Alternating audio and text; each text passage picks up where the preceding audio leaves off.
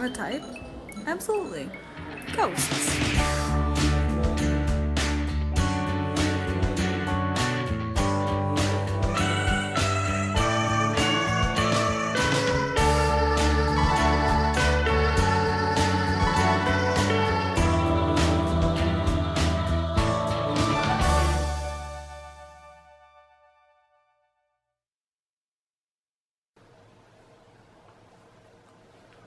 But whatever. It's just, so I'm pretty unsettled when it comes to cerebral horror or anything slightly horror-ish. I just get really engrossed and it kind of tweaks with me too much. So something like Yume Nikki, yeah, gets to me, you know? It keeps me up, keeps me twirling the screws in my head, and it just stays with me. However, it's good to push outside of your comfort zone and experience new things and attempt that, you know, rather than stay within what you know you'll like, what you know you're fine with, what you know, your comfort zone. It's good to push that. Yume Nikki is a game where you wander around in a dream, and going in, I knew a little about it, just like kind of that. And even after playing it, I don't think I know a lot about it. I definitely know like a very minimal amount of information, but I did get something out of this. And that's what's important. But here's the thing, I don't think I can tell you what I really got out of that in detail without like ruining this experience. It's something really you should do yourself and get a feel for yourself. Even showing you the footage I'm showing you while over this talking feels like a bit much. Feels like I'm like slightly ruining it, so it was hard to get like footage not to spoil anything.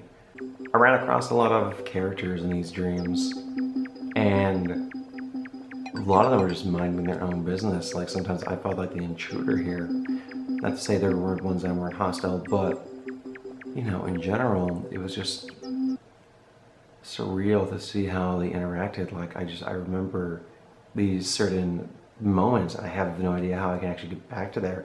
I mean, I'm sure people that are more experienced and more familiar with this game could, like they know like the back of their hand. But for me, going blind, it was just this confusing labyrinth of surreal hell. I was confused a lot of the time and muttered several times being confused. And to some people, maybe this wouldn't be that unnerving. Maybe this would just be a bunch of pixels and they could move on just fine from that. But it gets to me. One part due to the strange visuals that are going on, and the other part due to the music getting from uncomfortable to ominous. That's the scale here.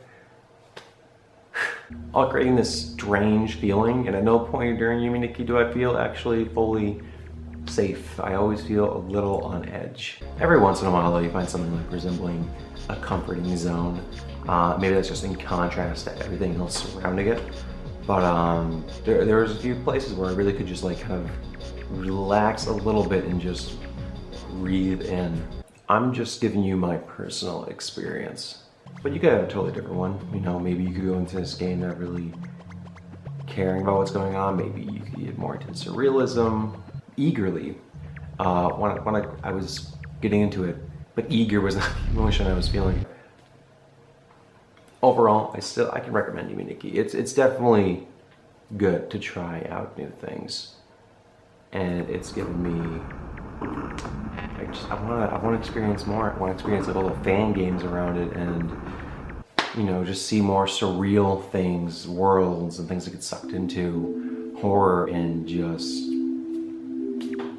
I love that stuff. I love just weird stuff that you can get soaked into.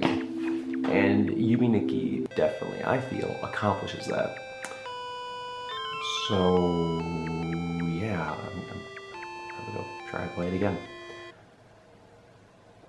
I'm gonna do it at 2 a.m. when I'll be the maximum upset. Okay.